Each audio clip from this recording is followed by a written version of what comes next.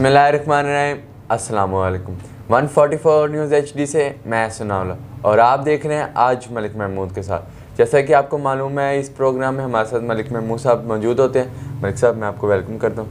मलिक साहब, आज peoples party का CEC का इजलास हुआ, इस बारे में आप क्या कहेंगे? बिस्मिल्लाहिर्रहमानिर्रहीम।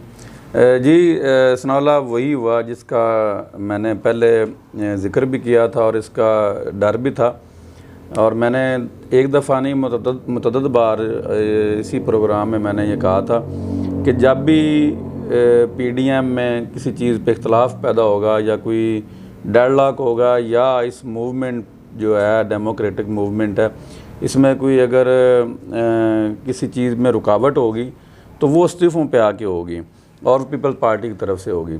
और वही जो ख़दशात थे वही आज साबित हुए CEC की मीटिंग में, जिसमें बहुत सारी बातें हुई। अरकान ने अपने अपने जो हैं वो तफ़्वुज़ात का इज़हार किया, खुल के इज़हार किया, और उसमें जो सबसे बड़ी बात थी वो ये थी कि इस्तीफ़े ना दिए जाएँ और बाई इलेक्शन में भी हिस्सा लिया जाए, सेनेट इलेक्शन में भी हिस्सा लिया जाए, और कोई भी जो इलेक्शन है उसको वो सीटें जो खाली ना छोड़ी जाएँ, और गवर्नमेंट को ये मौका ना दिया जाए कि वो जो है वो आज़ादी से वो सीटें जीत जाए।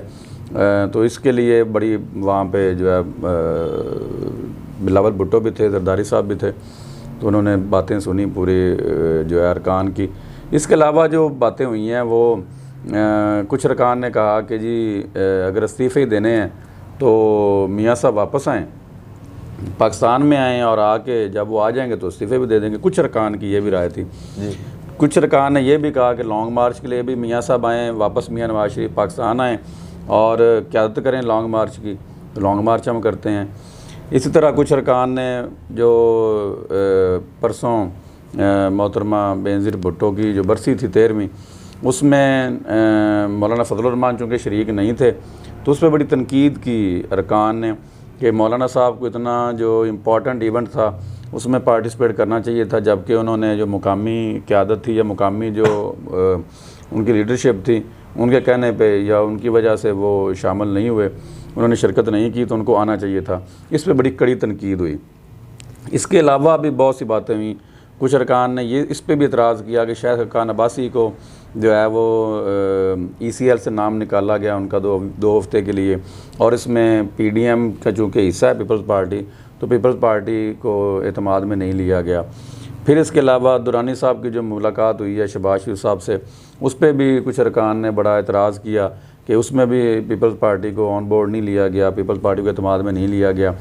तो कुछ अरकान ने यह भी कहा जी कि हमें डिक्टेशन नहीं लेनी चाहिए किसी की भी, हमारी अपनी एक जमात है और हम हमेशा से मुज़ामती सियासत करते आए हैं और करते रहेंगे और करते हैं, तो हम किसी की डिक्टेशन नहीं लेंगे, हम अपनी मर्ज़ी करेंगे। तो काफ़ी बातें हुई हैं।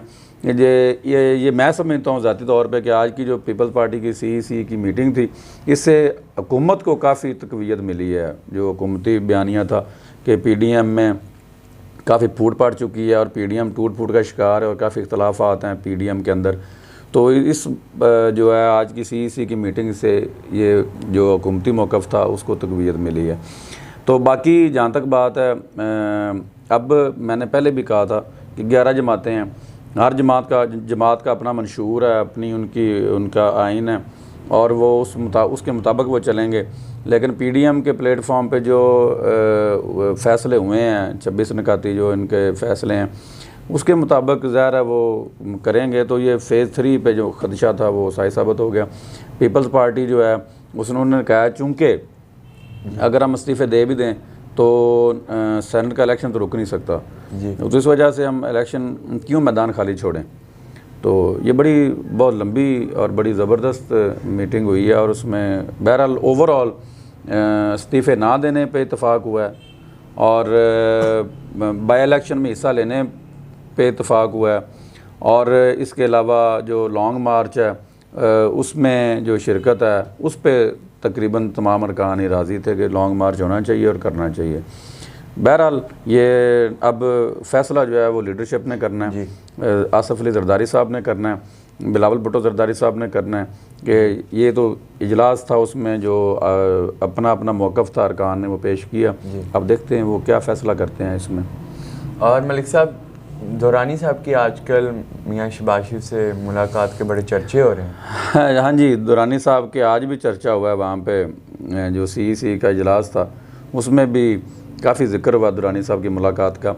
तो इसमें बड़ी ये 3 तरह की राय हैं मीडिया पे।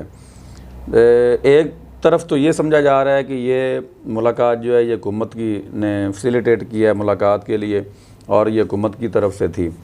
दूसरी जो हलकों की राय है वो ये है, तजिया है कि ये मुलाकात इस्टेब्लिशमेंट का कोई पैगाम था। लेकिन दुरानी साहब की तरफ से जो बयान आया वो कहते हैं नहीं जी, मैं तो पीर साहब पगारा की जो है वो एक पैगाम लेके आया था और हम मुस्लिम लीगियों को इकट्ठा करना चाह रहे हैं। मुस्लिम लीगों तो जितनी भी मुस्लिम लीग हैं तो और नेशन डायलॉग की बात करने के लिए तो जो, और वैसे भी अपोजिशन लीडर हैं मियां शहबाज शरीफ, तो हम आए हैं। लेकिन ओवरऑल जो सारे तजियों को इकट्ठा किया जाए तो काफ़ी चीज़ें जो हैं वो मिलती जुलती हैं। इसमें इम्पॉर्टेंट चीज़ ये है कि जो पहली राय है, पहली जो बात है कि ये PTI या PTI गवर्नमेंट ने भेजा है दुरानी साहब को। तो PTI गवर्नमेंट का मतलब है इमरान खान साहब। तो इमरान खान साहब तो बड़ा डिसलाइक करते हैं दुरानी साहब को डे 1 से ही, और दुरानी साहब इमरान खान साहब को डिसलाइक करते हैं। आपने दुरानी साहब के बयान भी सुने होंगे।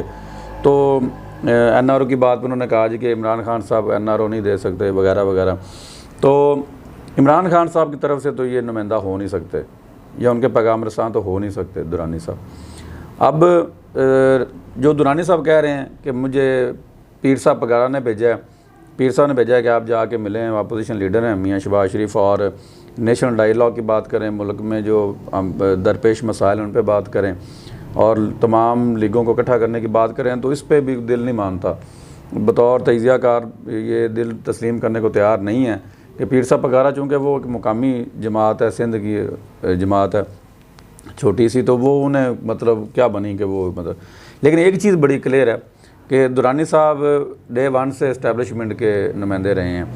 तो ये बात ज़रूर जन्म लिया है इस बात ने कि दुरानी साहब को किसी और ने भेजा है मुलाकात के लिए या उनके साथ बातचीत करने के लिए, और ये मुलाकात बिला वजह नहीं थी। और फिर आप देखें कि एक जो हैरान कुन बात ये है कि मीडिया पे कितना मतलब उसको ये दिखाया गया इस मुलाकात को, और अंदर की खबर ये भी है कि इस मुलाकात के लिए प्राइम मिनिस्टर ने मुखालफत की थी और पंजाब गवर्नमेंट ने भी मुखालफत की थी और पूरा ज़ोर लगाया था, ये अंदर की खबर है, पूरा ज़ोर लगाया था कि ये मुलाकात ना हो सके दुरानी साहब की मियां शहबाज शरीफ से।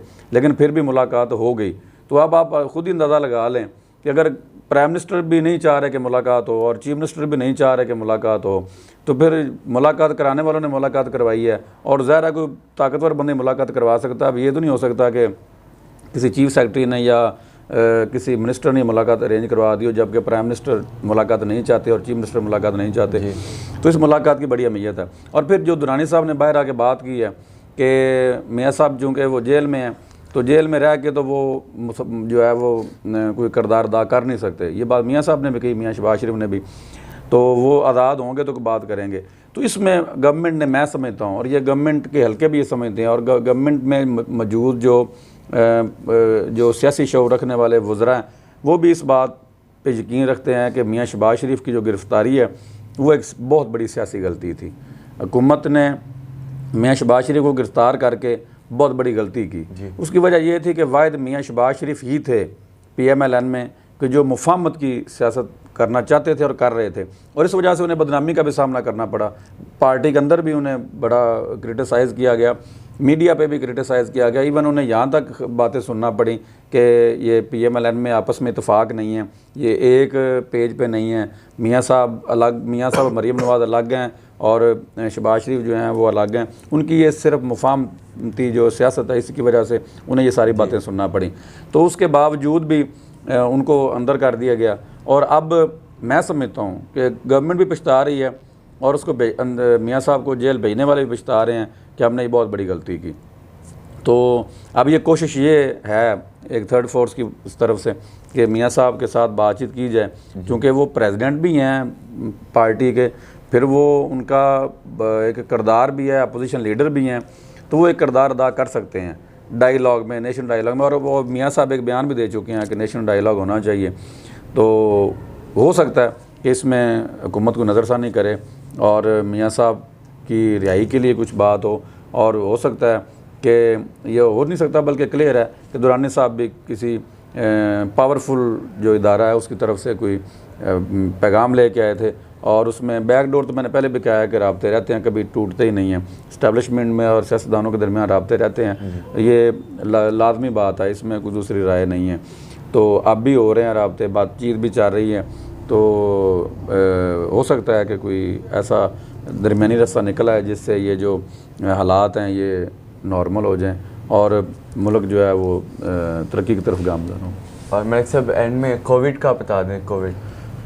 कोविड की बड़ी ख़तरनाक लहर है जी। अब तो आज वो लंदन से जो फ़्लाइट में जो पैसेंजर्स थे उनमें एक नई किस्म जो है कोरोना की वो उनमें वो सामने आई है। तो मैं हमेशा की तरह ये कहूँगा कि इसमें चूँकि अभी तक वैक्सीन आने में भी टाइम लगना है, अभी महीना 2 महीने लगने हैं, और वो भी अभी तक फ़ैसला नहीं हो सका कि वो वैक्सीन किन किन को मिलनी है और किस रेट पे मिलनी है। तो ये भी अभी तक क्लियर नहीं है। तो एहतियात करनी चाहिए जी, फासला रखें, समाजी फासला रखें, मास्क इस्तेमाल करें, हैंड सैनिटाइज़र इस्तेमाल करें और घर में रहें, गैर ज़रूरी तौर पे बाहर ना जाएं। बहुत बहुत शुक्रिया आपके टाइम का। आज के लिए इतना ही। 144 न्यूज़ की तरफ से इजाज़त चाहता हूँ। खुदा हाफिज़।